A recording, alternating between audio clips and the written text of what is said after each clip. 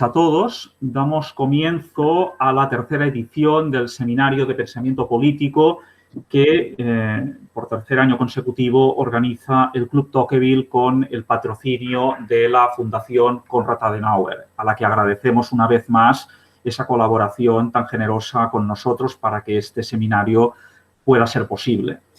Y como también ya viene siendo habitual, damos comienzo al seminario con una lección sobre Tocqueville. Así, de esta manera, año a año y gota a gota, vamos conociendo aspectos de la vida y de la obra de este pensador a cuyo patronazgo nos acogemos. Este año el seminario va a ser, al menos al principio, online. Veremos sobre la marcha si podemos recuperar las sesiones presenciales en la Facultad de Derecho de la Universidad de Barcelona, pero ahora, hasta Navidad, seguramente lo más prudente sea hacerlo por esta vía, que luego, por otra parte, también permite el acceso, el seguimiento en directo desde cualquier lugar del mundo. Este año, concretamente, vamos a estudiar a pensadores como Bertrand de Jouvenel, a von Mises, María Zambrano, a Judith Shklar, y también corrientes del pensamiento como el marxismo analítico o el socialismo del siglo XX, o también la versión, la revisitación que hace en el siglo XX sobre el nacionalismo. Concretamente, ya les anuncio que la próxima sesión, el 9 de octubre, será con el profesor de Filosofía del Derecho de la Universidad San Pablo CEU de Madrid, Armando Cerolo, sobre Bertrand de Jouvenel. Y solo ya me queda para presentar al profesor Sánchez Cámara, que es el ponente de la sesión de hoy, de esta tercera lección sobre Tocqueville y, en concreto, su visión acerca del derecho y la justicia. Ignacio Sánchez Cámara es catedrático de Filosofía en la Universidad Rey Juan Carlos, doctor en Derecho por la Universidad Complutense de Madrid, de la que fue profesor de Filosofía del Derecho. Posteriormente obtuvo la cátedra en Filosofía del Derecho en la Universidad de La Coruña y actualmente, como he dicho, está en la Universidad Rey Juan Carlos.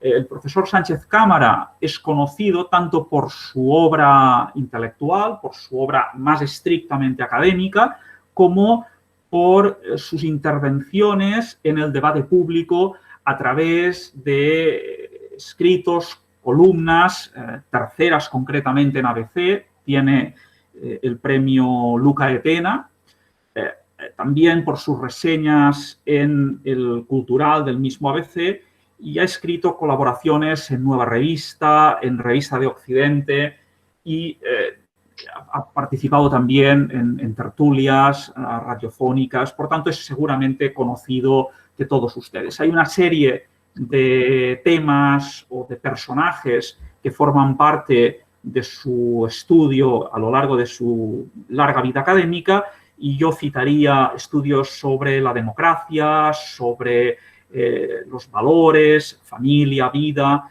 el multiculturalismo y su relación con el Estado. También, en cuanto a los autores, ha estudiado profundamente a Ortega y Gasset. Y entre sus obras académicas, permítanme que le cite Europa y sus bárbaros, sobre el origen y la fragilidad de la cultura europea en la actualidad. También un estudio sobre el derecho y el lenguaje, que es un estudio de la filosofía de Wittgenstein y la teoría jurídica de Hart. Tiene ese editor, junto con Francisco Contreras, de una obra en la que participaron 50 españoles, que es Hablando con el Papa, 50 españoles que reflexionan sobre el legado de Benedicto XVI. Y también quiero, ya para acabar, hacer mención de otra obra, De la rebelión a la degradación de las masas. Como ven, combina el estudio de la filosofía del derecho, la filosofía política, también un acercamiento desde la sociología y, por tanto, con una vastedad en el análisis. Ha dedicado también estudios a la universidad y a su estado. Con esto simplemente les quiero presentar al que hoy será nuestro ponente, y yo por mi parte solo quiero acabar agradeciéndole pues, muy sinceramente su disponibilidad y su presencia hoy aquí con nosotros. Es un honor, querido Ignacio, tenerte aquí y ni que sea a través de esta plataforma virtual poder escucharte y también verte en esta tarde de viernes. Muchas gracias a todos por su presencia y a ti en particular por tu intervención. Muy buenas tardes. Muchísimas gracias, querido Josep María, por tus cariñosas palabras de presentación y al Club Tocqueville por la invitación, nada menos que a inaugurar este curso hablando del titular, lo que es un honor para mí y a la vez también una cierta responsabilidad, un cierto temor, porque no sé si voy a decirles algo que no sepan ya. Y el temor me temo que esté fundado. En cualquier caso, trataré de decirlo a mi manera y si les sirve de algo, pues me alegraría muchísimo. El título era demasiado amplio. Yo he hablado con Josep María del derecho y la justicia porque fue el tema de la lección que presenté en las oposiciones a la Cátedra de La Coruña de Filosofía del Derecho, que no publiqué, quería haberla mejorado, actualizado y demás.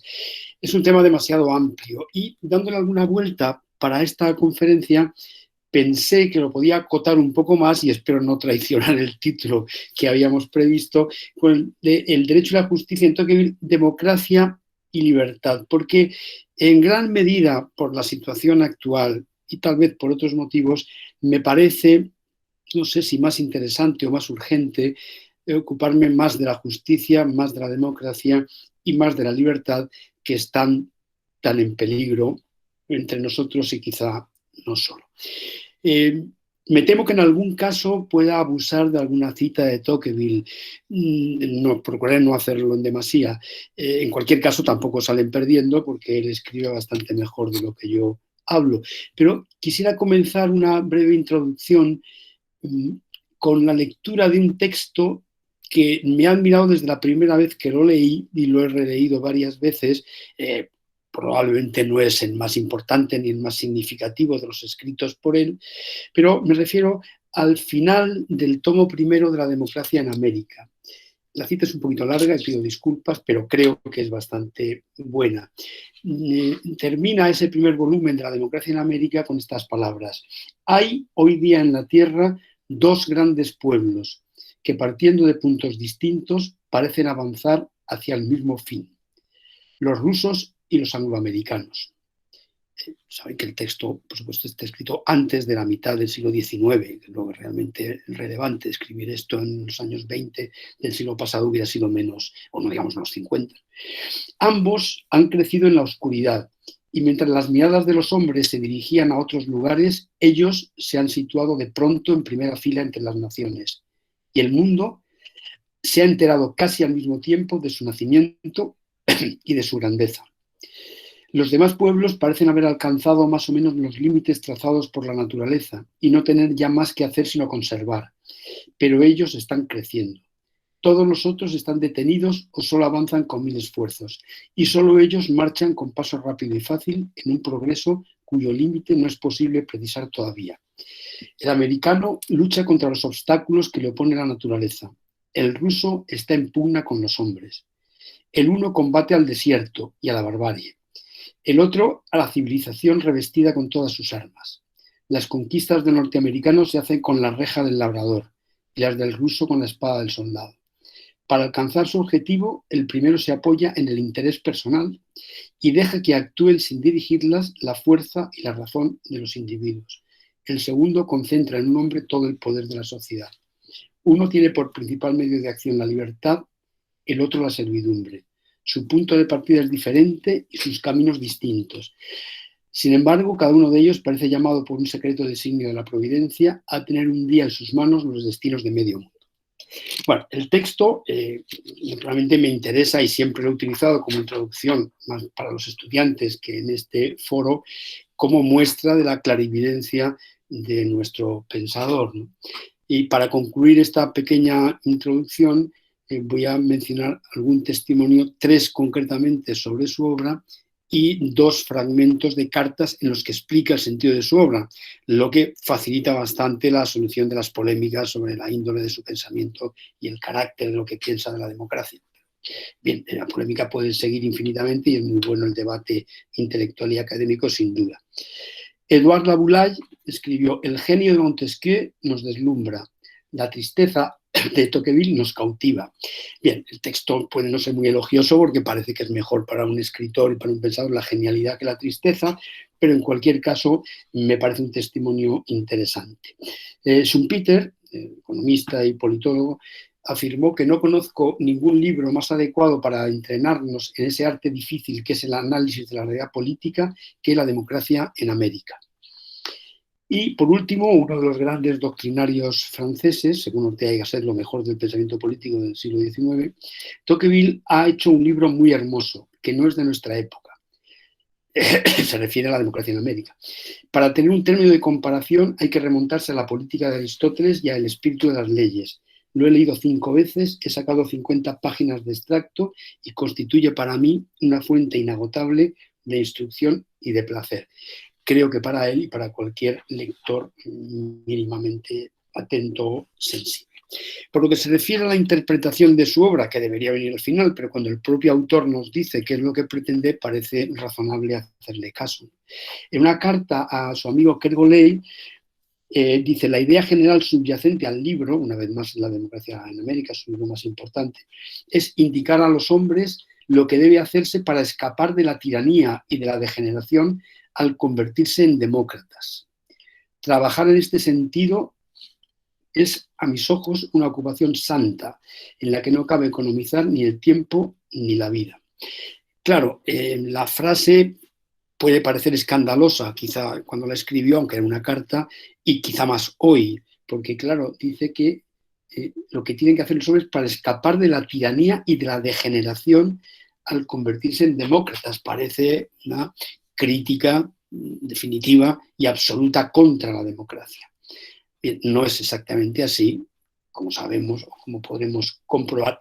En cualquier caso, lo relevante es la advertencia de que la democracia no nos vacuna contra la tiranía ni contra la degeneración, se entiende moral sobre todo. Y en carta, en este caso, a John Stuart Mill, escribe: la enfermedad más grave que amenaza a un pueblo organizado como el nuestro es la debilitación gradual de las costumbres, el rebajamiento del espíritu, la mediocridad de los gustos. De este lado están los grandes peligros del futuro. Bien,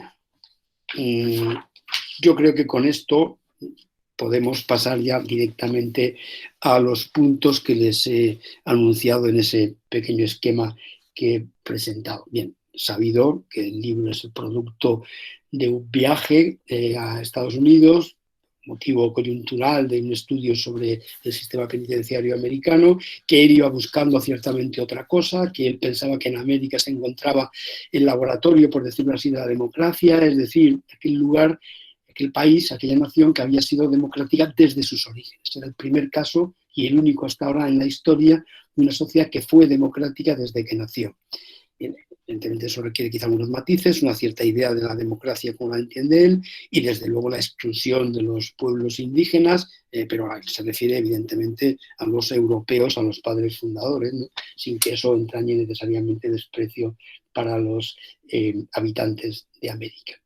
Bien, ya terminando un poco esta introducción un tanto prolongada, suelo tener también en cuenta la reflexión que hace o el comentario que hace Robert Nisbet en su obra Los orígenes del pensamiento sociológico, cuando sostiene que el gran acontecimiento traumático de la historia europea y quizá mundial, de la historia moderna, ha sido la Revolución Francesa.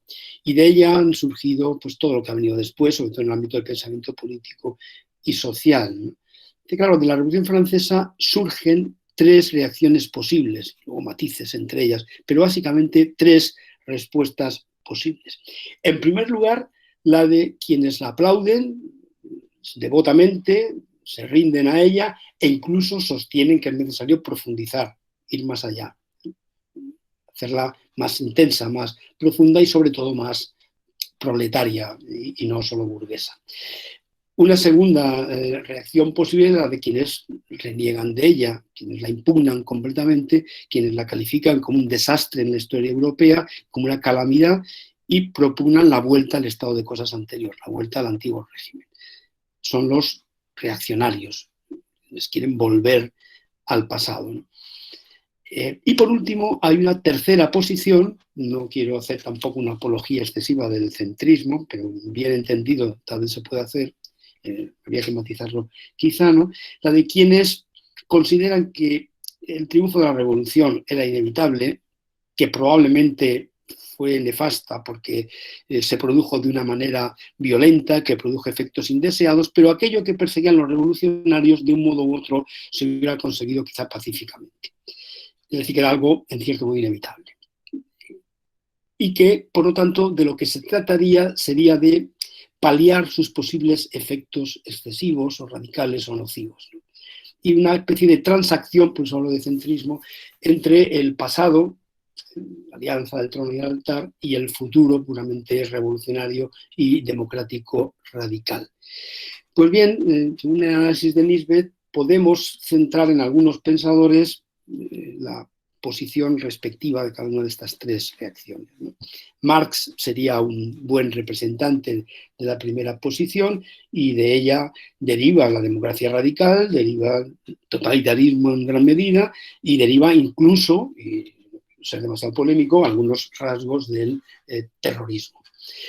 De la segunda, bueno, cabe mencionar pues, a todos los reaccionarios, a todo el pensamiento más o menos tradicionalista, pero quizá como escritor el más destacado de todos ellos pueda ser Joseph de Maistre, que quizá no sea un reaccionario sin más, ni desde luego un conservador, pero que es un pensador que presagia ya algunos aspectos incluso del fascismo. No es un mero tradicionalista, sino algo más, y un magnífico escritor.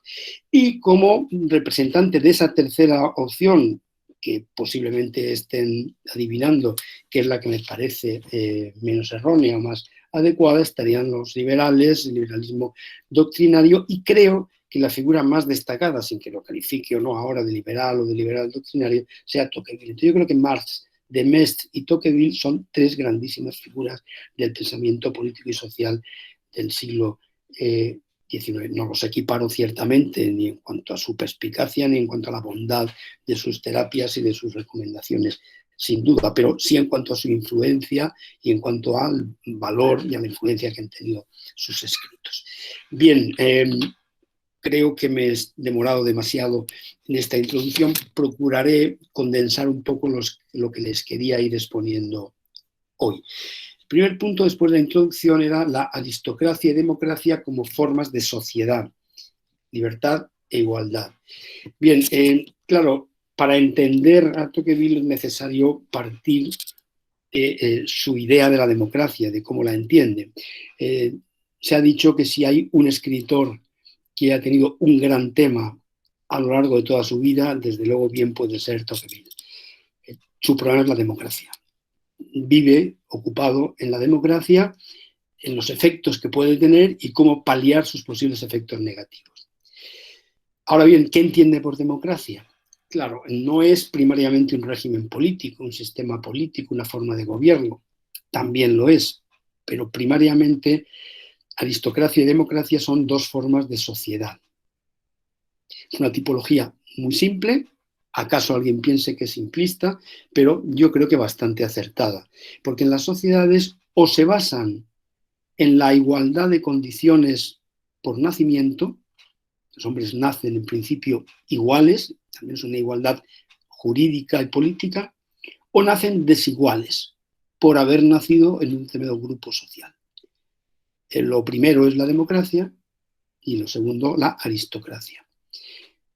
Con esta tipología se puede más o menos agrupar todos los sistemas sociales, no solo políticos, de la historia de la humanidad.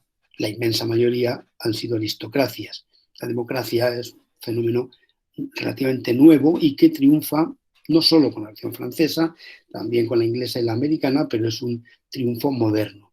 Propiamente no hay tal democracia en el mundo antiguo. En el mundo antiguo, en Grecia y en Roma, hay desigualdades por nacimiento, al menos en la inmensa mayoría de su historia. Por lo tanto, tenemos que partir de la idea de que para Tocqueville democracia es una forma de sociedad en la que no hay desigualdades naturales por nacimiento, que los hombres nacen iguales. Luego podrá haber diferencias entre ellos, pero son diferencias sobrevenidas, aceptadas, pero nadie está adscrito a una limitación de sus derechos o de su forma de vida por el nacimiento. Además de eso, ciertamente constituyen formas de gobierno. Sociedades aristocráticas se gobiernan de determinada manera, no solo de una, por otra parte, y las democráticas de otra. También son formas políticas, pero antes que eso son formas de sociedad. Y por eso hay que entender así la idea que tiene de la democracia americana.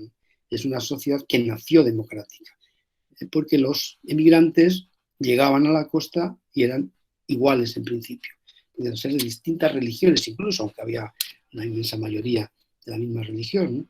Podían tener distintas lenguas, pero eran todos iguales. Eso no había sucedido nunca en la historia. Todavía se podía decir con razón que tenían un pasado aristocrático, ciertamente, pero una vez que llegaban allí eran iguales. Y eso no había sucedido nunca en la historia.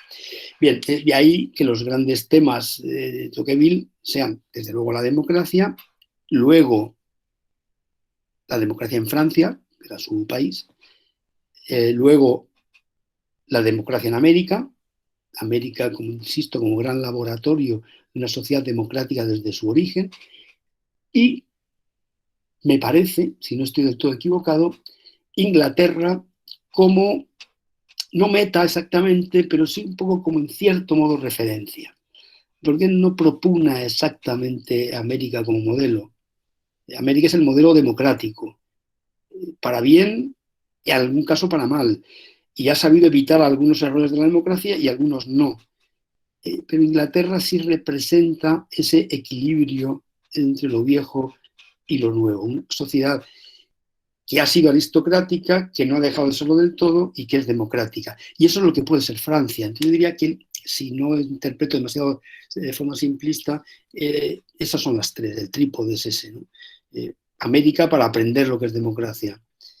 Inglaterra para aprender lo que es una democracia sobre bases aristocráticas. Y Francia, que tendrá que optar y seguir fundamentalmente el modelo inglés. Por eso Tocqueville sentía gran admiración también por Montesquieu. Bueno.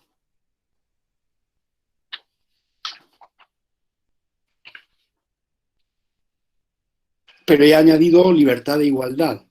¿Por qué? No sería del todo justo pensar que la libertad es propio de las aristocracias y la igualdad de las democracias, pero la tendencia es esa. En las aristocracias hay libertad, incluso la libertad es el valor, es el más alto, uno de los más altos, pero solo de unos pocos. Pero creer que la democracia garantiza la libertad sería un grave error. La pasión democrática es la igualdad. La igualdad es la que no corre peligro en la democracia, porque democracia es igualdad. Me recuerdo el eslogan del Partido Socialista Español en las primeras elecciones democráticas, que la democracia es libertad. Bueno, no voy a entrar ahora en eso, pero es cierto que no aceptaría esa afirmación. Democracia es sobre todo igualdad. Que sea compatible con la igualdad es lo que hay que intentar, pero creer que la pasión que mueve a los hombres en las democracias es la libertad es una ingenuidad que conduce al error. Pero es que además, según Tocqueville, ya el antiguo régimen había trabajado en favor de la igualdad. En alguna medida los revolucionarios encontraron gran parte del camino recorrido, porque, como explica en el antiguo régimen y la revolución, que es probablemente su segundo gran libro, el antiguo régimen, la monarquía absoluta, al intentar eliminar todo tipo de competencia, la propia aristocracia, los poderes intermedios, las asociaciones, había generado una sociedad en la que había un poder omnímodo central y una masa más o menos disgregada de individuos. A la revolución le bastó con deponer al rey, con ejecutarlo, con quitarlo del medio, y ya estaba el trabajo hecho. Pero ese es el trabajo de la igualdad, una muchedumbre de hombres iguales, intercambiables, todos iguales. Bien, Lo que pudiera pensar Tocqueville de la situación actual es otra cuestión, que es evidentemente más compleja quizá, pero me temo que su visión del panorama actual sería bastante triste y preocupada.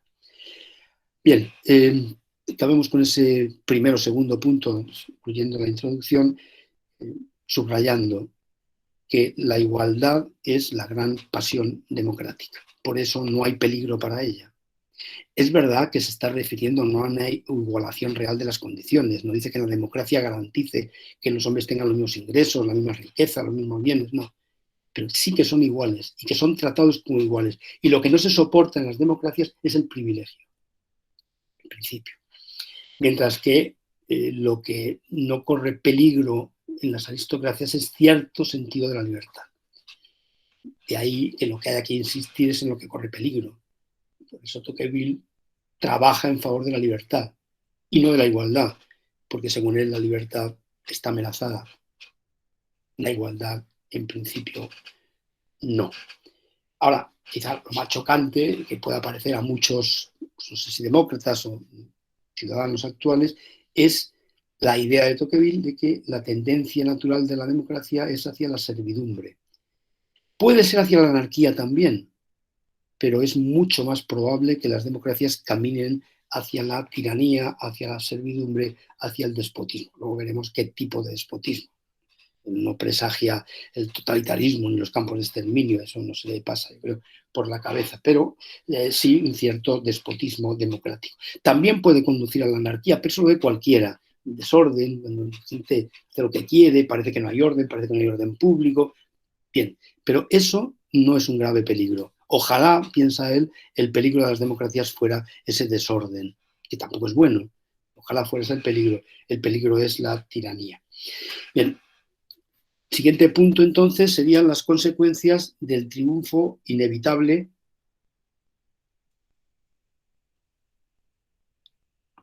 de la democracia y que son básicamente el centralismo democrático y la tiranía de la mayoría.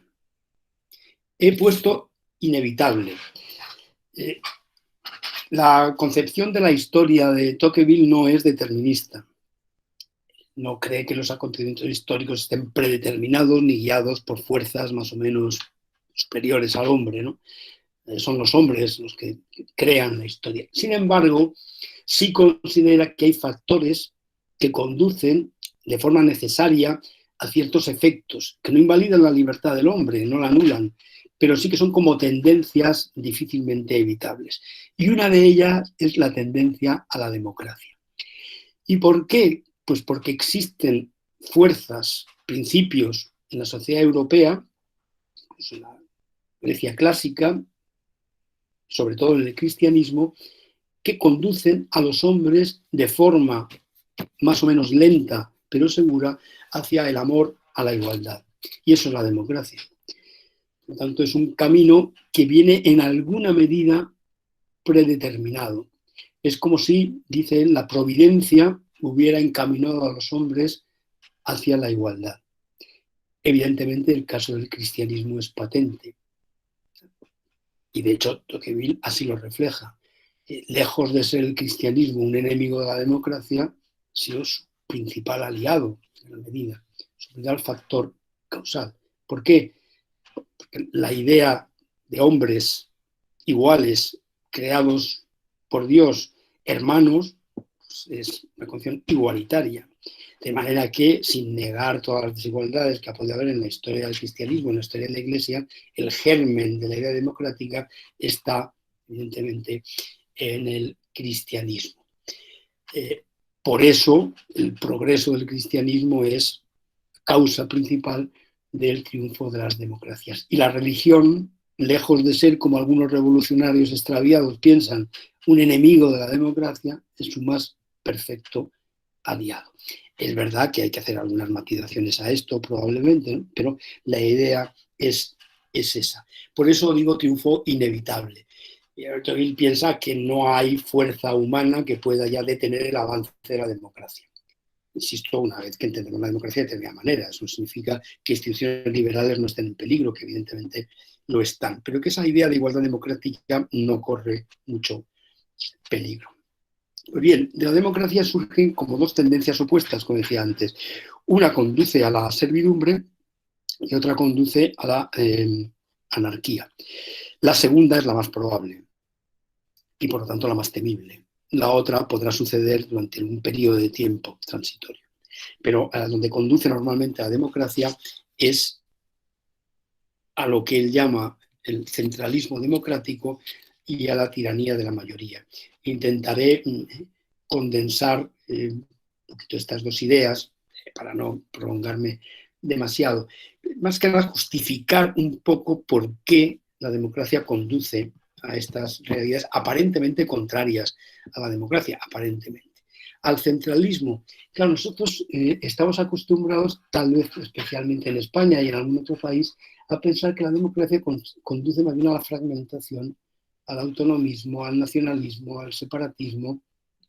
Bien, eso puede ser un fenómeno que tendrá sus causas y que evidentemente puede argumentarse en parte en contra del análisis de Tocqueville, pero él piensa en otra cosa.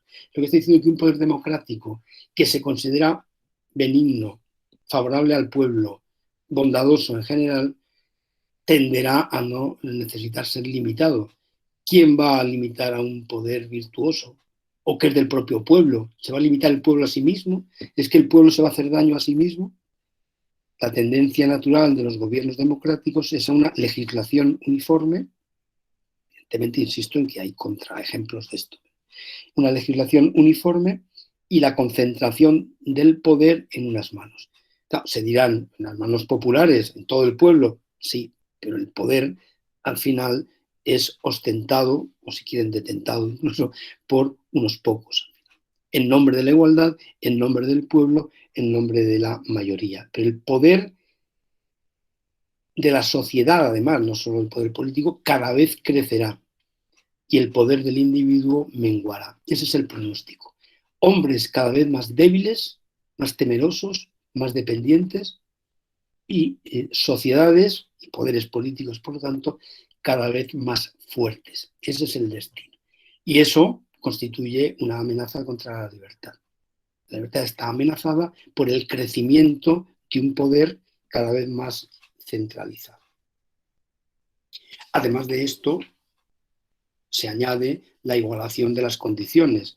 Es decir, hombres cada vez más insignificantes, cada vez más iguales, más intercambiables unos por otros y más sometidos a un poder tutelar. Luego veremos qué tipo de poder, bueno, probablemente ya lo sepan. Por eso observa en América, cuando digo América digo Estados Unidos, ¿no?, que el poder emana del pueblo, pero en América, una vez que ha emanado del pueblo, se le considera ilimitado. Es verdad que luego hay límites, como veremos, al final, por la vía, entre otras, del Poder Judicial y de los derechos individuales. Pero en principio, la sociedad tiene derecho a intervenir en principio en todo. Puede ser discutible que en Estados Unidos suceda eso, pero en cualquier caso es el diagnóstico de Tocqueville. Los ciudadanos reconocen al gobierno el derecho a intervenir en todo. Entonces, la idea de un derecho particular de los individuos va desapareciendo y la idea de un derecho omnímodo del poder va creciendo. Y se tiende a concebir el poder como único, simple, central, providencial y protector. No temible, no odioso, no violento, no criminal. Tampoco hay que excluir eso, pero creo que eso ya no son democracias propiamente dichas. En definitiva, la igualdad favorece el crecimiento y la concentración del poder. Y esto, a su vez, conduce o puede conducir a la tiranía o despotismo de la mayoría. Quisiera hacer observar que bajo este término, tanto él como John Stuart Mill, que también lo utiliza, son amigos, una relación epistolar intensa, no piensan, desde luego Tocqueville, en un abuso de las mayorías democráticas o parlamentarias, que también. El fenómeno es más hondo, más profundo y en ese sentido más grave. No es que pueda haber una mayoría parlamentaria que abuse, tenderá a abusar y si no hay controles al poder, pues lo hará. Pero no ese es el peligro principal. Habla de un despotismo de la sociedad, de un despotismo de la mayoría, pero de la mayoría social, no solo de la mayoría política. La tendencia de la sociedad a intervenir y a decir a los hombres cómo deben pensar, cómo deben vivir, casi apetecerían decirles cómo tienen que ser felices, incluso forzarles a ser felices de esa manera, ¿no? Y una vez más, eso conduce a la destrucción de la libertad. Pero Tocqueville viene a decirnos que no es que la libertad nos sea arrebatada violentamente, sino que la perdemos por falta de afecto, por falta de uso. Se nos va de las manos. Se nos va de las manos, no hace falta quitárnosla, porque dejamos de tener deseo de ser libres. Que hacemos dejación de la libertad, no tanto nos es arrebatada.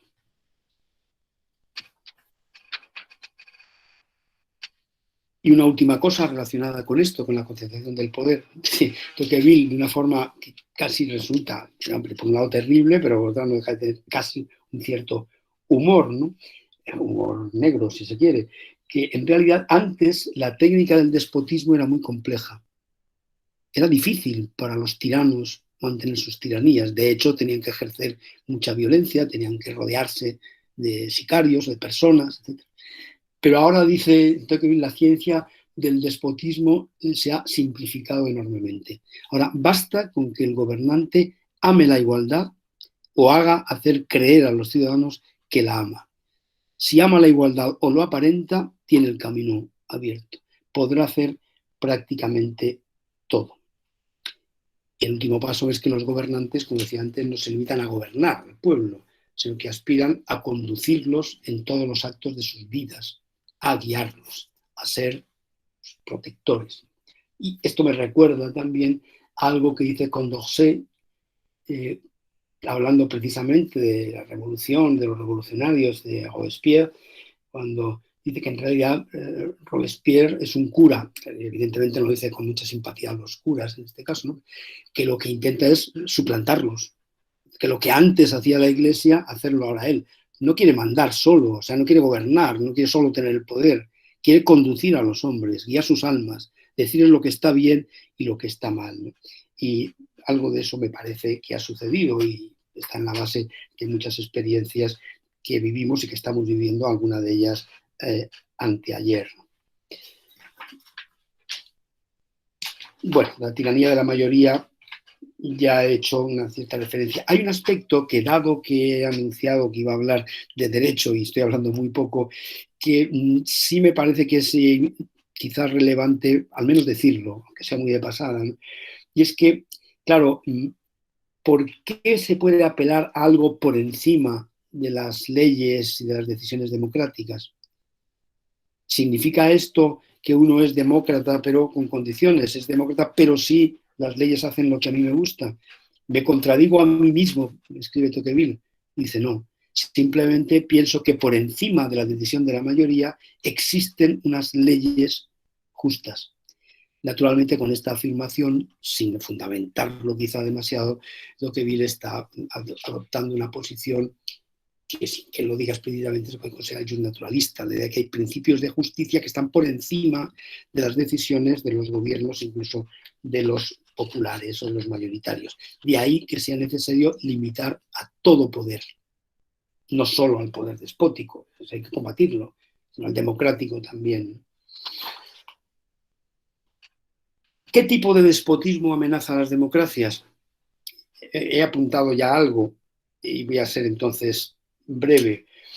Claro, no se trata de la palabra despotismo, tiranía, parece que estamos pensando en algo del tipo de las tiranías antiguas, de los despotismos orientales, de los imperios que, en fin, que oprimían casi totalmente. Bueno, casi totalmente, pero nunca alcanzaron un poder como tienen los gobiernos actuales, dicho sea de paso, pero bueno, el que ejercían lo ejercían a lo mejor de una forma brutal.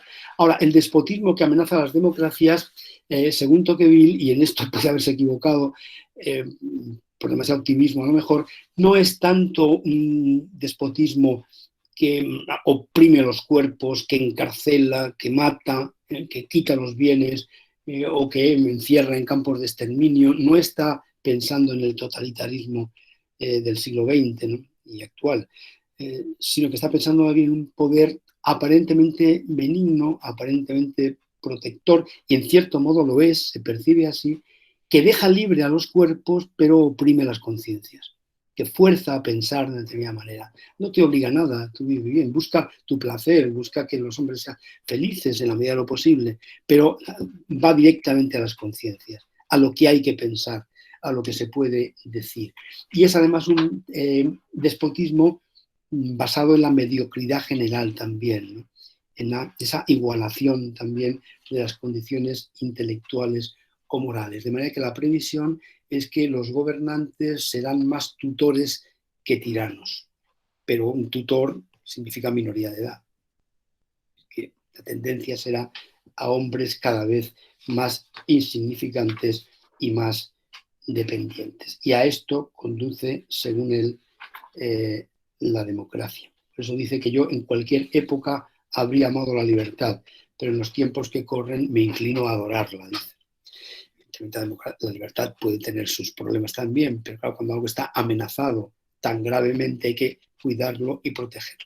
Y eso también es bastante importante a la hora de interpretar correctamente los escritos de Tocqueville. Porque claro, evidentemente, claro que parece mucho más amigo de la libertad que de la igualdad, y sin duda lo es. Pero también hay que tener en cuenta que la igualdad no corre peligro, según él, si tiene razón, pero él pensaba que no, y la libertad sí. O sea, que ese amor por la libertad no nace solamente de que la considere más valiosa, sino que la considera en peligro. Y en peligro más aún en las democracias, ¿no? Entonces, eso es también importante, porque si no, uno puede tener la impresión de que Tocqueville lo único que ve en la democracia son males, tiranías, despotismos, mediocridades, degradación cultural. Bueno, eso hay que matizarlo bastante. Y pues acaso pueda ser este un momento como cualquier otro de hacerlo, ¿no? No sé si esto debería quedar para el final, pero lo adelanto ya, tampoco esto es una película de suspense, ¿no?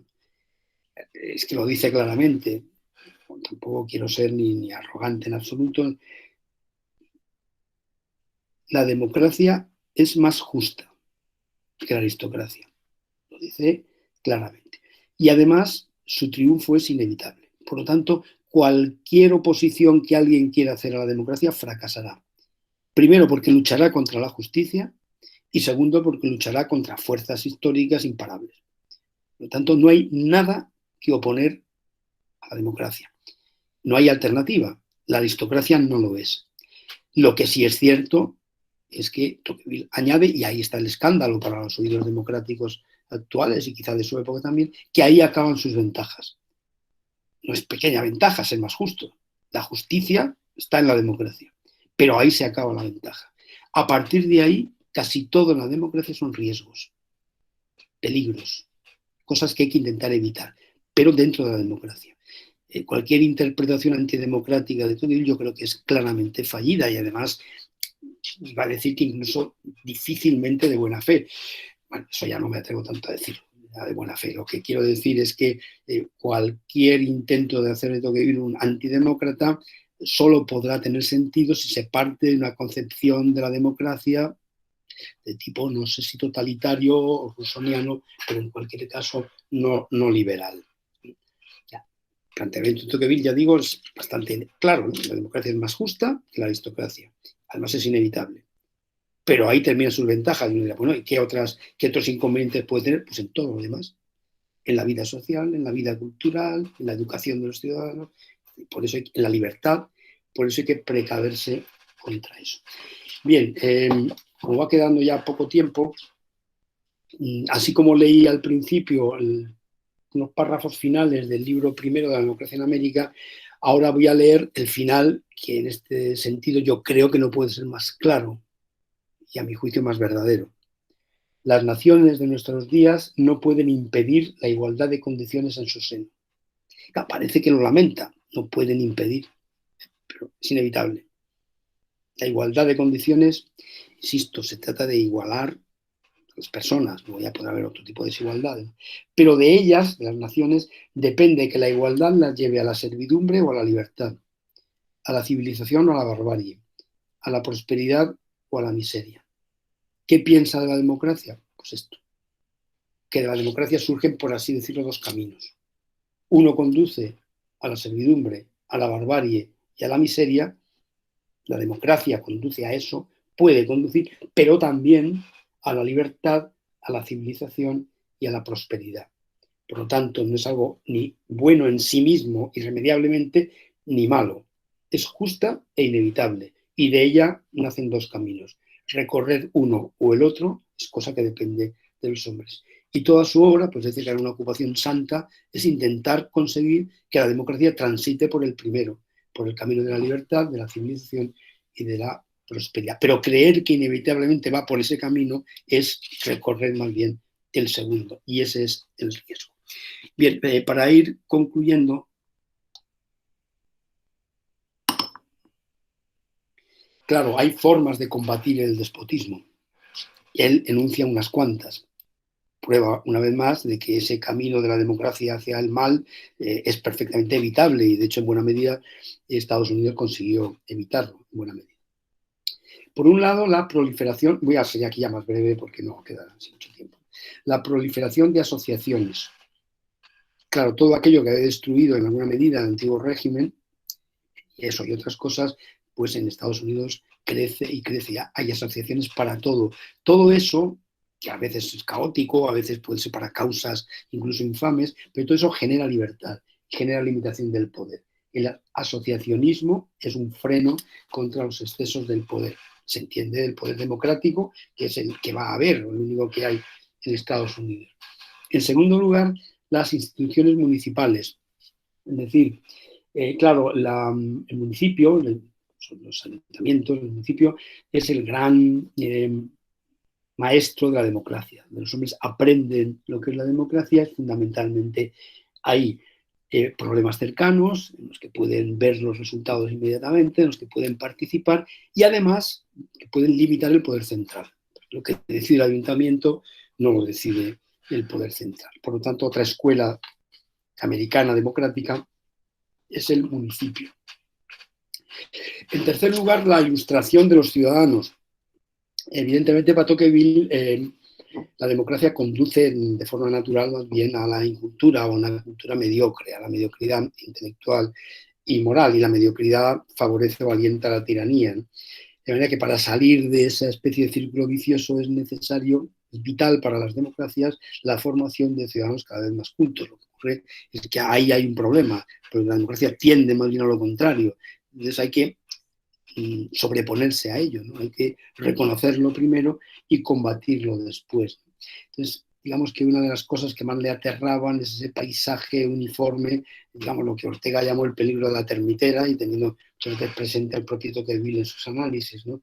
Esa idea de muchedumbres, de personas que hacen lo mismo, ven lo mismo, sienten lo mismo. Esa es la idea a la que realmente pueden conducir las democracias y que además es letal para ella, porque la democracia genera algo que va en contra de sus propios intereses, por decirlo así. La libertad de prensa, en corto lugar, habría mucho que decir sobre ella. Es interesante recordar que para Tocqueville, a diferencia de John Stuart Mill, la libertad de prensa no es un bien en sí mismo, no es un bien absoluto, no es un regalo del cielo, es algo que provoca grandes males, mentira, la difamación, el desorden, el caos, la chulería, todo lo que quieran, pero sin ella no hay libertad. Es decir, que ama la libertad de prensa por los males que evita, no tanto por los bienes que provoca, que son pocos. Es necesario amarla y defenderla, a pesar de que eso favorece la emisión de opiniones indignas, si se quiere, la mentira. Hay medios también para combatir eso, ciertamente, ¿no? Las leyes lo hacen, ¿no? Pero sin libertad de prensa no hay libertad en general y no hay propiamente democracia, pero vamos, sobre todo libertad. En quinto lugar, el Poder Judicial. Aquí sí que merecería la pena detenerse un poco más, pero ya no lo voy a hacer por falta de tiempo, ¿no? Aquí subraya a Tocqueville como uno de los aciertos de la política y de las instituciones americanas ha sido precisamente generar un poder judicial con más fuerza que ningún otro poder judicial del mundo. Y no porque eso no pueda dar lugar a abusos, ya sentencias injustas, pero el juez americano está dotado de un poder que es una bendición desde el punto de vista de la limitación del poder, ¿no? Del poder político. Y es el derecho que tiene el juez americano de no aplicar una ley o una disposición del gobierno invocando su posible inconstitucionalidad. Evidentemente no termina ahí, hay recurso, va al Tribunal Supremo, pero en cualquier caso que un juez del pueblo perdido del Medio Oeste pueda enfrentarse a una decisión del presidente de los Estados Unidos, aunque sea simplemente paralizar su puesta en ejecución, le parece a Tocqueville admirable y algo que realmente no debemos descuidar. Como vemos, América hay que ver los bienes y los males también de la democracia. Es un poco, por eso es el laboratorio. Ahí es donde, según Tocqueville, había que mirar y por eso fue a ese viaje con esa intención. Y por último, los derechos individuales. Ahí tendría quizá cabida una reflexión sobre el tema jurídico un poco más honda de lo que he hecho, que prácticamente apenas he hecho referencia. Pero sí quería quedarme con dos ideas. Primero, la idea de que los derechos son algo tan sublime que son la moralidad y la virtud, en cierto modo, introducida en el mundo político. Y luego la idea también realmente sublime, muy próxima también a Montesquieu, de la majestad de las leyes. Ese respeto a la ley, no a una ley cualquiera tampoco, ciertamente, ¿no? Ese respeto a la ley que no vemos mucho en nuestros días, ¿no? Pero un respeto a la ley que primero se respeta ella misma, ¿no? Y luego que hace que sea respetada, ¿no? Pero esta idea ahora de que el derecho es cualquier cosa, que uno se le ocurra, la decisión de 3 o 4 personas, eso no tiene nada que ver con la majestad de las leyes, ¿no? Bueno, yo creo que podríamos solamente la cuestión de valoración y conclusiones, como puede surgir en el coloquio, la podríamos dejar. Una última cuestión, y como no siempre me escuchan los mismos, puedo pensar que no soy pesado, ¿no? Pero no quiero terminar sin hacer una referencia que posiblemente conozcan, pero en cualquier caso la quiero recordar, tampoco voy a detenerme mucho. Hay un libro de, no sé si en inglés fue de los 70, pero 80, yo creo que la traducción en español fue en los 80, que es de unos sociólogos americanos, Vela y Sullivan y otros, que se titula Hábitos del corazón. Y es un análisis sociológico sobre la validez de los análisis de Tocqueville de la sociedad americana en la mitad del siglo XX, en la segunda mitad, incluso parte del siglo XX. Bueno, el libro es interesante por muchos motivos, ¿no? La verdad es que las conclusiones son bastante favorables para Tocqueville, porque él cree que gran parte del diagnóstico se ha cumplido y tiene validez. Es verdad que hay matices. Y uno de los matices era precisamente el que quería comentar. En algún momento Tocqueville habla del individualismo como uno de los males de la democracia, de uno de los elementos a los que puede conducir la democracia. Él por individualismo entiende no lo que se entiende muchas veces al uso, ¿no? Sino que es la tendencia de los ciudadanos a ocuparse de sus asuntos particulares, descuidando los públicos o colectivos. Y eso es muy consustancial a la democracia porque dado que los ciudadanos tienden a pensar que están bien gobernados, ya que representan al pueblo, los han elegido, los pueden destituir, bueno, chicos, pues entonces no es necesario ocuparse de la política porque todo va bien, o en general todo va bien. Y los hombres pueden dedicarse a sus asuntos, a sus negocios, a su vida familiar, a su vida religiosa, etc. Bien, a eso llama individualismo. Él cree que eso es un grave mal para las democracias y para las sociedades. Pero yo no iba ya tanto a eso, cuanto a algo que me interesa un poco más por motivos particulares. Si no les interesa, pues les pido disculpas, que son 2 minutos, tampoco mucho más, ¿no? Y hay un momento del libro, me resultó muy interesante, en el que hacen referencia al tópico relacionado con el individualismo, entendido de otra manera, del americano como un ser más o menos egoísta que se hace a sí mismo, con sus propios fines, que no le importan las formas, que no le importa la sociedad, que no le importa la comunidad, que va a lo suyo y que consigue triunfar gracias a su empeño, a su coraje, pero también gracias a que no se interesa demasiado por los demás. Es decir, es ese otro individualismo que se refleja en alguna medida también en los tópicos, en alguna medida en el cine, en alguna medida en las novelas y tal.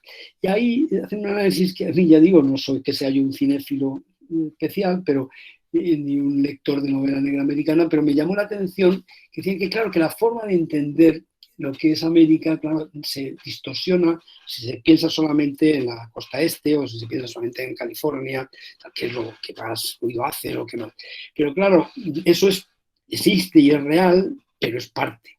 Y si uno hace un análisis sociológico de los Estados Unidos, descubre otra cosa, que es lo que el propio Tocqueville vio, que es el auge de las asociaciones, el auge de la familia, la vida religiosa, las comunidades, los clubes, etc. Es decir, la vida comunitaria. Y eso parece que se descuidan. Y estos autores ponen como ejemplo precisamente el héroe americano, el héroe de la novela negra, o el héroe del cine negro, o el héroe del western.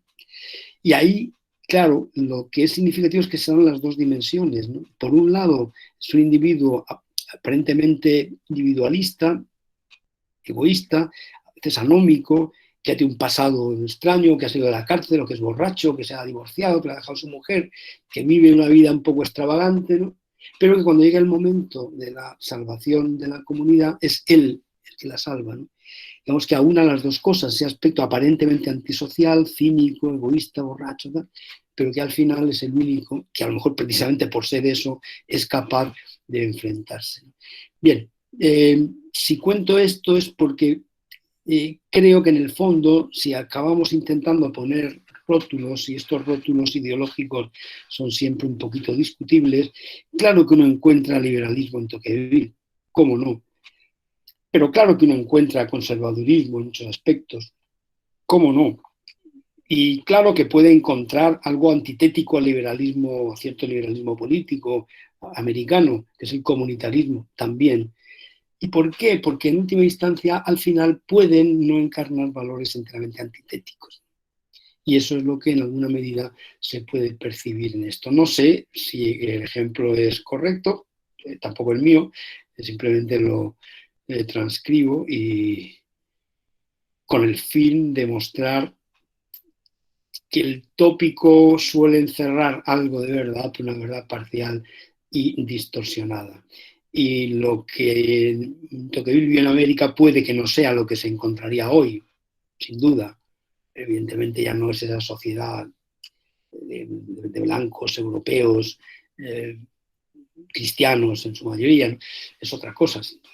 Pero eso sigue teniendo un peso ahí, ¿no? Y estos sociólogos creen que eso sigue vivo y que constituye buena parte de la forma de vida americana. Pero bueno, eso ya me he ido a otra cuestión. Simplemente como el punto último era democracia y libertad, creo que como conclusión por mi parte y como invitación al diálogo, terminaría diciéndoles que la democracia no garantiza la libertad y que debemos estar alerta. Muchas gracias. Muchas gracias, Ignacio, por esa magnífica conferencia en la que ha sido al corazón de las ideas de Tocqueville y de la democracia en América.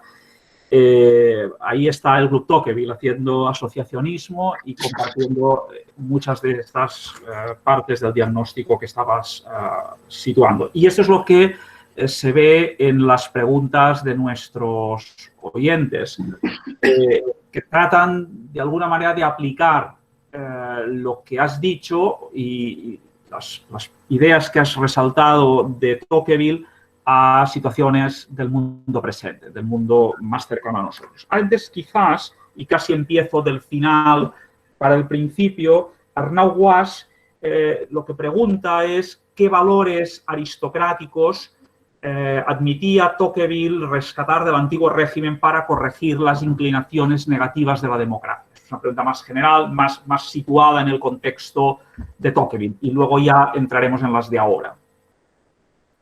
Sí, muchas gracias. Muchas gracias primero por el elogio y luego por la pregunta. Claro, puede dar la impresión de que si las ventajas de la democracia terminan con la justicia, en todo lo demás las ventajas serían de la aristocracia. Ahora, si yo tuviera que señalar, respondiendo a la pregunta, qué tipo de virtudes o valores de la sociedad aristocrática pretende rescatar, son muchos, pero desde luego la libertad. insisto, la libertad entendida al modo liberal, incluso en el sentido medieval, la libertad como defensa de un espacio en el que no entra nadie, ¿no? Digamos, una limitación de la intervención del poder, ¿no? Una defensa de la propia autonomía, de mi propia vida, sobre mi vida mando yo, evidentemente respetando muchas cosas, sin duda. También está el sentido del honor, de ciertas virtudes que luego ya dejan un poco de estar de moda, ¿no? ¿Por qué? Porque, claro, si todos somos iguales, insisto, no en el sentido material de que tenemos los bienes, pero todos somos iguales, honor, fama, ¿qué significa? Es como una pretensión de ser más que otro, ¿no? Entonces todo eso se va perdiendo un poco, ¿no? La idea, por ejemplo, del valor de la palabra dada. Claro, en la democracia se tiende a amarrar todo, ¿no? El contrato, quede por escrito, la desconfianza, ¿no? Una persona diga una cosa y con eso solo se siente obligado a cumplirla, suena raro, ¿no? Yo pienso en algún aristócrata, me refiero a la época aristocrática, que desconfíen de él haciéndole firmar, se me diría, pero usted no se fía de mi palabra, es que me bato ahora mismo. No digo que eso sea bueno, ¿no? Pero que ese tipo de... Y sobre todo, a mi juicio, quizá por encima de todo esto, salvo la libertad, la idea educativa, si se quiere, de un cierto ideal, de un cierto perfeccionamiento o una negación del igualitarismo intelectual moral. Porque una cosa es la igualdad democrática de que nadie es más que otro por nacimiento y otra que todos seamos iguales independientemente de lo que hagamos. Ahí está siempre grabada en oro, iba a decir más que en bronce, la frase de Don Quijote, ¿no? Sábete, Sancho, que nadie es más que otro mientras no haga más que otro. Esa es la idea. Lo democrático es nadie es más que otro. Pero lo que añade Don Quijote es mientras no haga más que otro. Si hace otras cosas, y esa idea es la que en la democracia se puede diluir o negar, y quedándonos solamente que nadie es más que otro. Bien, he enumerado algunas, sin duda hay muchas más, ¿no?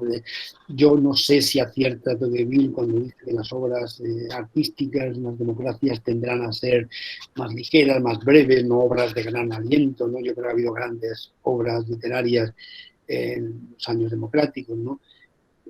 Eso puede ser discutible, pero él sí pensaba en una cierta decadencia de la grandeza literaria, artística de las grandes obras, tal vez fuera un prejuicio.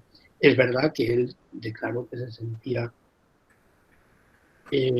demócrata de cabeza y aristócrata de corazón, lo que explica también un poco su carácter.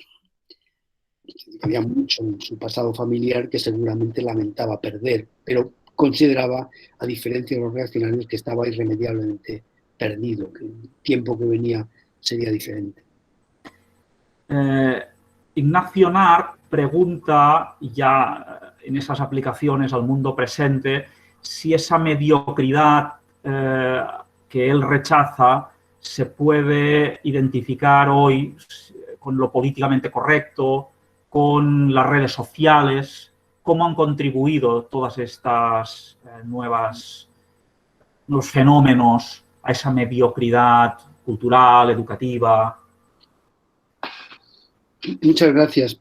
No, me considero tampoco un experto en las redes sociales en absoluto, pero bueno, sí puedo comentar lo que me parece que se percibe ahí, ¿no? Yo creo que algunos de estos fenómenos lo que hacen, lo que han hecho, están haciendo es agudizar unos de los males o problemas que apuntan en Tocqueville y en otros autores. Pensando, no muy afín el propio Ortega y Gasset, ¿no?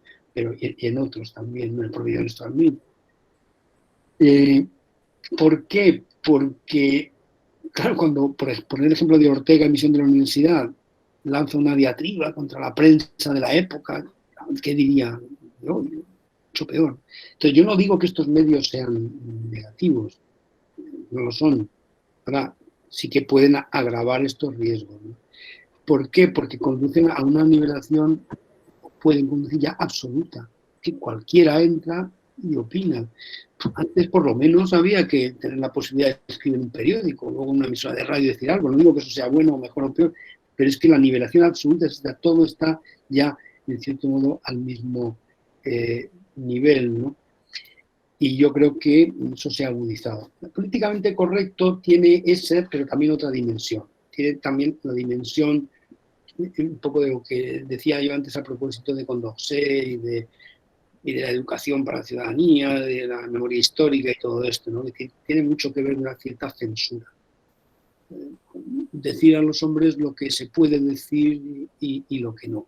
Pero es que además es una censura y un agravio de la libertad de expresión no imparcial, no sino sesgada. Es decir, es una serie de cosas las que no se pueden decir.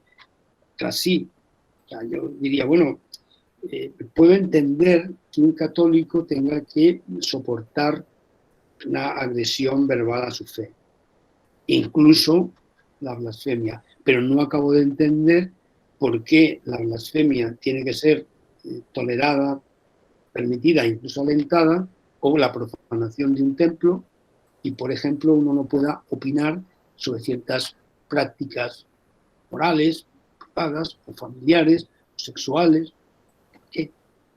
Bien, pero eso nos lleva un poco a otro terreno, pero que tiene que ver también con esa cierta masificación, con la imposición de un pensamiento único. Todos debemos pensar igual, entonces todo va bien. ¿Verdad? Ya si no hay disidente, no hay discrepante, ya es el totalitarismo perfecto, ¿no? En las redes sociales el problema es que como se ha limitado casi ningún tipo de control de acceso, y si me equivoco, díganmelo, es posible que haya controles, y de hecho los intentan que se hayan, pero lo que quiero decir es que uno puede opinar sobre la cuestión más compleja y ahí queda su testimonio en Instagram o en lo que sea, y tanto da. Y claro, si uno despacha el pensamiento de Heidegger en 3 líneas en un tweet, ¿dónde nos lleva esto? Hay personas que llevan 15 años descifrando el texto y estudiándolo y pensando. Bien, sé que esto es elitista un poco, pero en fin, uno ha sido educado un poco en parte en eso, ya ni siquiera del todo eso, ¿no? Pero sí, el riesgo de la mediocridad también nace de la idea de que nadie es más que otro. Eso lo piensas tú, pero no me digas a mí que eso es incorrecto, eso es tú. Claro que cuando tú opinas algo que no le gusta, inmediatamente deja de ser relativista, claro, se convierte en un defensor de ideas fuertes y tal. Aborto es un derecho, ¿no? O sea, si yo digo que es un mal moral, que convendría evitarlo, que conviene, en fin, dicen que no, eso es relativo, esa es tu opinión. Ahora, si es un derecho, eso es una verdad, ¿no? Pero bueno, ya digo que hay una parte de pura propaganda política, de imposición ideológica y otra de degradación cultural que van unidas, que en el fondo al final pues, van en la misma dirección. Pascal Quiles nos lleva a las cuestiones económicas y ella, que es francesa, pregunta, con un 56% del PIB en gasto público en Francia, al que se ha llegado con el COVID, esto es una forma de despotismo, es decir, la influencia del peso del Estado en el sector público, que obviamente no es solo un fenómeno francés, cómo influye sobre la libertad. Sí, gracias. Yo no le puedo pronunciar, digamos, con cifras muy exactas de qué es lo correcto y qué es lo incorrecto. Yo, desde luego, lo que sí creo que el crecimiento del sector público tiene que ver, si partimos de Nassim Tocqueville, con el crecimiento del poder, con el aumento del poder del Estado y, por lo tanto, con la mengua de la libertad. Yo no niego que tenga que haber funciones públicas y que tenga que haber impuestos, ni digo que los impuestos son robo. Ahora, lo que sí digo es cuando el Estado, la Constitución, gestiona más de la mitad del PIB, es muy poco probable que esa sociedad sea medianamente libre, que los hombres sean propiamente libres y, sobre todo, digamos, responsables, porque uno de los aspectos en los que, según John Stuart Mill, había que limitar la intervención del Estado en la economía, siendo él, iba a decir, bastante socialista en muchos aspectos, ¿no? Era precisamente que los hombres se inclinaban ya a no actuar por sí mismos, a ser dependientes, a pedir al Estado que resuelva el problema. Se pierde autonomía, se pierde iniciativa, ¿no? Desde luego, creo que la respuesta a esa pregunta es sin duda que sí. Y yo me temo mucho que el signo de los tiempos va por ahí, porque todo lo que estamos viviendo con el COVID y demás es eso, es intervenciones. Y quizá en parte tenga que ser así, pero no ha hecho sino contribuir a agravar el problema, ¿no?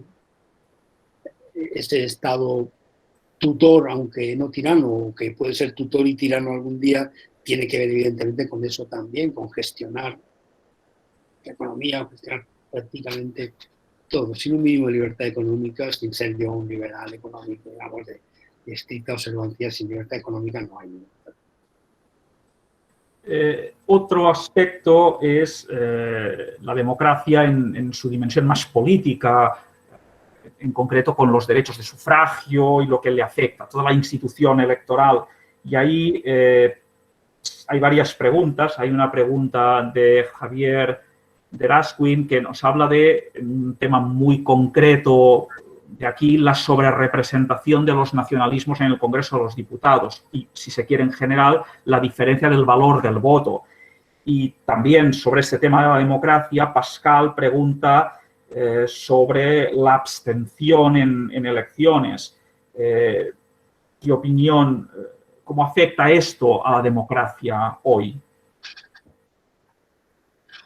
Sí, muchas gracias.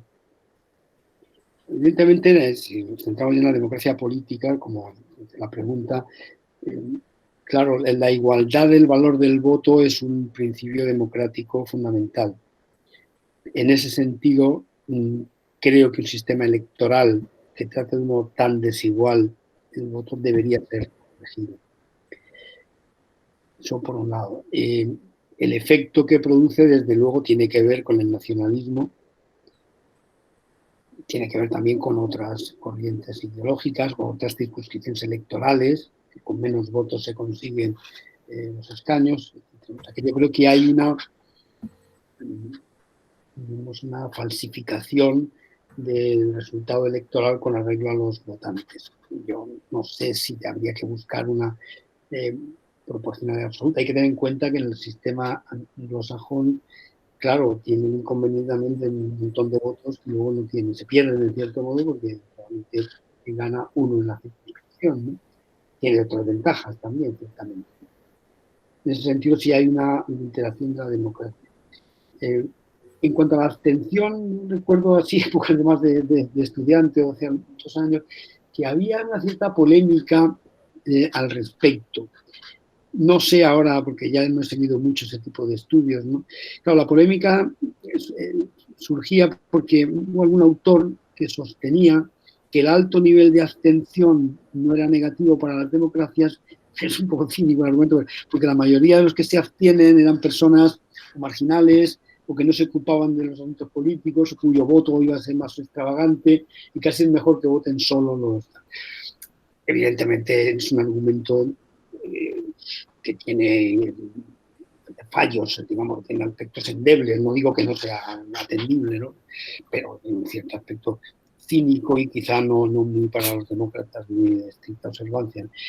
Pero también es cierto que un exceso, digamos, de participación a veces también ha podido producir efectos distorsionados. Desde el punto de vista puro de la democracia, cuanta mayor sea la proximidad entre el mapa electoral y lo que surja de ahí, mejor. Pero también hay que tener en cuenta, creo, una consideración demasiado teórica quizá, pero al fin y al cabo pues, nos ocupamos un poco de esas cosas, ¿no? Y es que, claro, la obsesión excesiva con que la democracia sea el gobierno de los ciudadanos, toda esta historia de democracia participativa, no digo que esté mal, en algunos aspectos está bien, incluso puede estar hasta muy bien, pero no hay que obsesionarse tampoco con eso, porque no creo que el problema de la democracia consista en que el pueblo decida directamente sobre todas las cosas, ¿no? Ya llegando a la política municipal, pues está el color de las farolas, ¿no? Las calles y tal, de hacerlo asambleariamente. No, la democracia yo creo que tiene más que ver, con eso también, no digo que no, pero tiene más que ver con la protección de ciertos derechos, que a veces se olvida, no solamente con que gobierne como le dé la gana el que gane, y luego con la posibilidad de criticar y destituir a los gobernantes. Y ahí siempre me viene a la memoria una cosa muy vieja, pues claro, es una polémica, un argumento de Aristóteles contra Platón, nada menos, ¿no? Claro, el argumento antidemocrático de Platón de que, claro, deberían gobernar los que saben, ¿no? Los sabios, los mejores, los filósofos. Bien, es verdad que era una cierta utopía, ¿no? Lo que pretendiera un modelo, en cierto modo, bien, que qué bien iría el mundo si gobernaran los buenos, porque los sabios al final son también los buenos. los mejores, y a eso, claro, Aristóteles opuso un argumento interesante, ¿no? Decía, bueno, claro, es que el problema es que no es lo mismo saber hacer una cosa que juzgar cómo está hecha. Y ahí hay una idea importante, a mi juicio, ¿no? Porque evidentemente si se tratara de que la democracia consistiera en que cualquiera pudiera gobernar, que gobernar la mayoría, pero sí directamente, ¿no? Esa democracia directa o asamblearia, yo creo que sería una gran catástrofe. Ahora que la democracia puede consistir más bien en criticar al gobernante, en juzgar cómo lo ha hecho. Yo no soy capaz de hacer una paella, y sin embargo puedo tener criterio para si esta está mejor o peor. Y si este cocinero no me gusta, me voy a otro. Pero no se trata que la paella la haga yo. Entonces, digamos, ese elitismo, pero ya de otra manera, de Aristóteles, me parece que es interesante, ¿no? Que esa obsesión, que el pueblo hable, sí, sí, claro que hable, pero sobre todo que hable para criticar al gobierno, para expresar sus ideas, para votar, pero no necesariamente para decidir hasta los más mínimos detalles de la política más técnica. Yo creo que ahí nos excedemos un poco. Ahora, para no dejar quizá insatisfecha la cuestión del nacionalismo, yo tengo que decir, lo digo, claro, en un foro catalano que he abierto a otros, y con todo el cariño del mundo, que decir, digo más, ¿no? Pero hoy sí tengo que decir que pienso que después de la experiencia que hemos tenido, el Estado de las autonomías, creo, y lo siento, que ha sido un error. Yo pensé en algún momento que podía ser una especie de tercera vía, un poco en la línea de lo que decía la Revolución Francesa, ¿no? Claro, ni separatismo, ni centralismo franquista o monarquía. Bueno, una tercera vía que pueda contentar a todos y en la que todos nos podamos sentir relativamente cómodos. Nadie perfecto, pero nadie mal. Así, así. Y hay que decirlo, yo lo lamento mucho, que no voté a favor de la Constitución, pero eso ha sido un gran fracaso. Y si a eso añadimos el sistema electoral y si a eso añadimos la ceguera de los partidos nacionales, quiero decir, por llamarlos así, los partidos estatal, nacional, que conseguir poder pues han plegado a todo, que llegamos a una situación en la que uno percibe que un asunto tan grave como si en la Comunidad de Madrid se toma una decisión o se toma otra, uno parece que tiene que ser el presidente de la comunidad, el alcalde si en el distrito, el gobierno que está enfrentado al gobierno de la comunidad. ¿Esto qué es? ¿De dónde está el bien común? ¿Dónde está el interés de los ciudadanos? Eso yo lamentablemente creo que ha sido un gran desastre, ¿no? Y ya digo, si hubiéramos llegado a una situación en la que el separatismo tuviera ahora del 20%, ya bienvenido sea el Estado de las autonomías, pero es que se ha conseguido. ¿Qué hacer? Pues claro, los que proponen un proceso constituyente lo que pretende es todo lo contrario, o sea, ir más allá, ir al derecho de autodeterminación y otras cosas, ¿no? Con lo que yo tengo que decirles que no soy pesimista, es un término que no me gusta, es muy relativo y depende, ¿no? Pero yo tengo una gran amargura en los últimos tiempos por la situación política. Yo siempre he creído que la política suele ser más reflejo de otros males más profundos. Nunca me ha parecido que lo fundamental esté en la política, pero ver cómo se dilapida un espíritu de concordia que tenía sus defectos y que fue a mi parte a lo mejor una vez de ficticio un poco, no se puede ahora volver a una situación de radical separación, otra vez de los buenos y los malos, otra vez. Es una cosa realmente. Yo, claro, pienso en. Lo digo a través de Ortega porque fue a través de Ortega donde me informé más de eso. Luego he leído un poquito a Cicerón. Claro, del Imperio Romano habla Ortega de la situación pues, del Imperio Romano y de la crisis de la República, del sistema tradicional romano, de las instituciones propiamente romanas. Ahora dice que a Cicerón no se le caen de la boca dos palabras, concordia y libertas, porque ambas van unidas. Si no hay concordia en una nación, no hay tampoco libertad. Y bueno, eso es lo que condujo al cesarismo y sobre todo al imperio, ¿no? Y a la pérdida de las instituciones libres, que podían ser más o menos democráticas, no se podrá discutirse, pero que eran las romanas. Y yo creo que estamos en una situación que si no se pone freno es bastante parecida. Perdemos la concordia, perderemos la libertad y no sé, porque a lo mejor Europa sirve un poquito de freno si no queremos agarrarnos a algo, ¿no? Pero en fin, Pero ya digo, más que por los confinamientos, más que lo que más tristeza me produce es eso, ¿no? Volver a una situación que es absolutamente innecesaria, ¿no? Y, no innecesaria, nociva, ya negativa, es decir, no perversa. Pero bueno, perdón por el desahogo.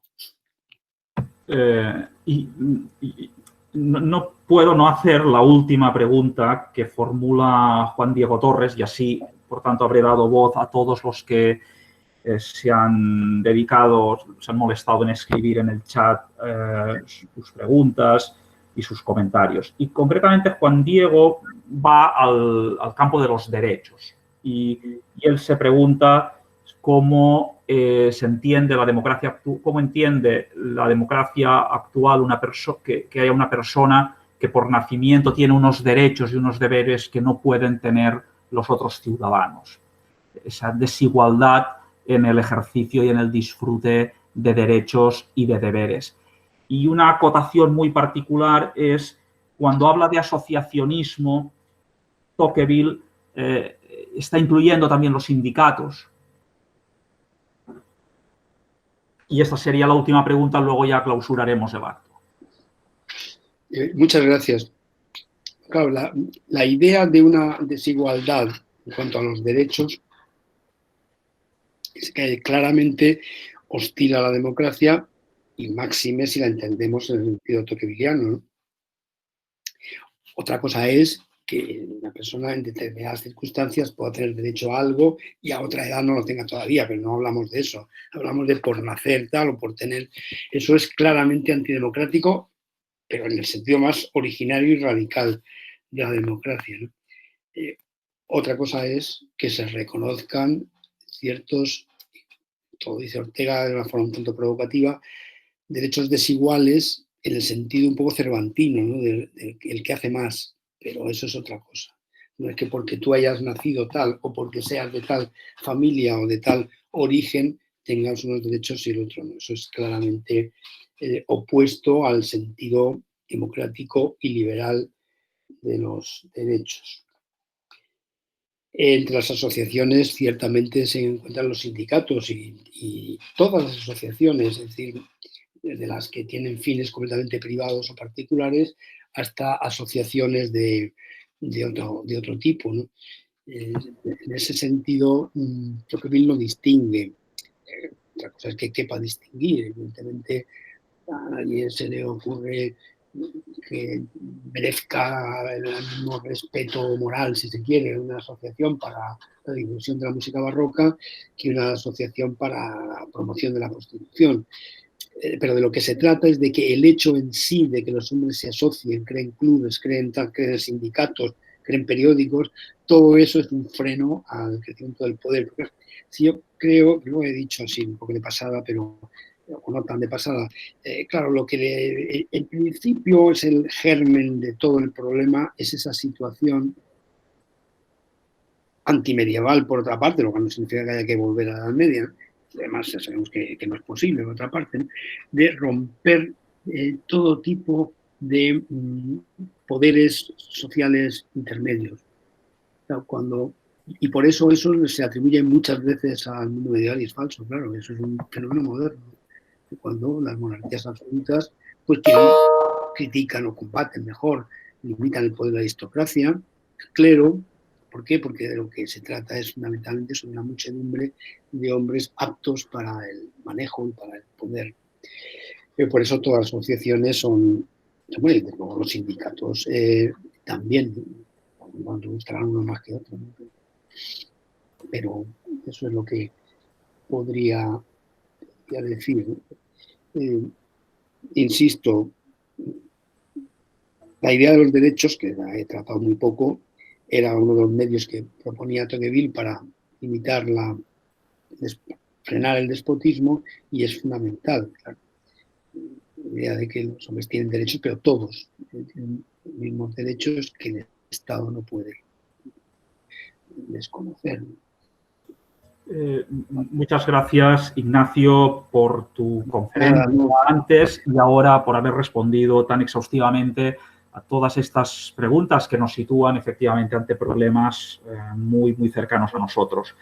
Me permitirán que antes de dar por concluido el acto les anuncie los siguientes para así pues ya poderse organizar y ponerlos en la agenda. Lo primero es que ya desde mañana estará colgada en YouTube, en el canal de Tocqueville, esta conferencia de hoy. Por tanto, la podrán saborear, la podrán pasar a amigos y conocidos que hoy no nos han podido acompañar en directo.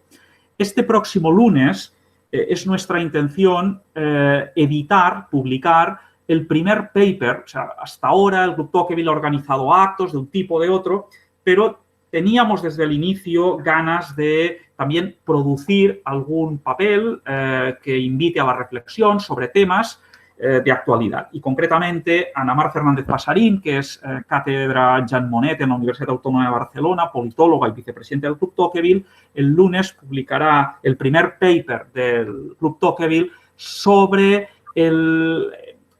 todos los controles que establece el Consejo Europeo para el reparto de los fondos que ahora pues, se han discutido. Es un tema muy importante sobre el que hay mucha confusión, cuál es el margen de los estados a la hora de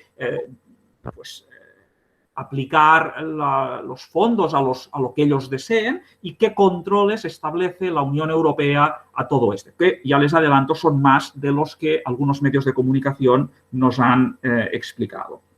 Siguiente acto, 28 de septiembre, siempre a través de Zoom o de alguna de estas plataformas que iremos informando.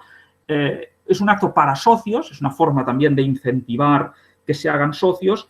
Manuel Pizarro va a comentar la situación económica que estamos viviendo. Este año hay que prestar especial atención a la economía. El 30 de septiembre, haciendo excepción a estos actos online, sí, el 30 de septiembre se puede hacer, inauguraremos otro tipo de actividades, son las tertulias presenciales en el Círculo Ecuestre, en colaboración con el Círculo Ecuestre. La primera de ellas será con el diplomático y ensayista Juan Claudio de Ramón, que hablará sobre España, Cataluña, esa compleja relación en este momento. Y acabo, el 9 de octubre, segunda sesión de este seminario Tocqueville de pensamiento político con, lo he dicho al inicio, Armando Cerolo hablando sobre Bertrand de Jouvenel. Por tanto, están invitados a todos los actos, son públicos, luego colgaremos los vídeos y, por tanto, les animamos sea a hacerse socios, sea a poder participar a través de todos estos actos que estamos organizando. Muchas gracias por su atención. Reitero mi agradecimiento en nombre de todo el club y de todos los que nos han escuchado. Algunos lo han ido poniendo en el chat a Ignacio Sánchez Cámara por sus palabras y por haber estado esta tarde aquí con nosotros. En Barcelona, como ves, tienes muchos amigos y, por tanto, serás bienvenido en futuras ediciones de este seminario. Gracias a todos. Buenas noches. Muchas gracias.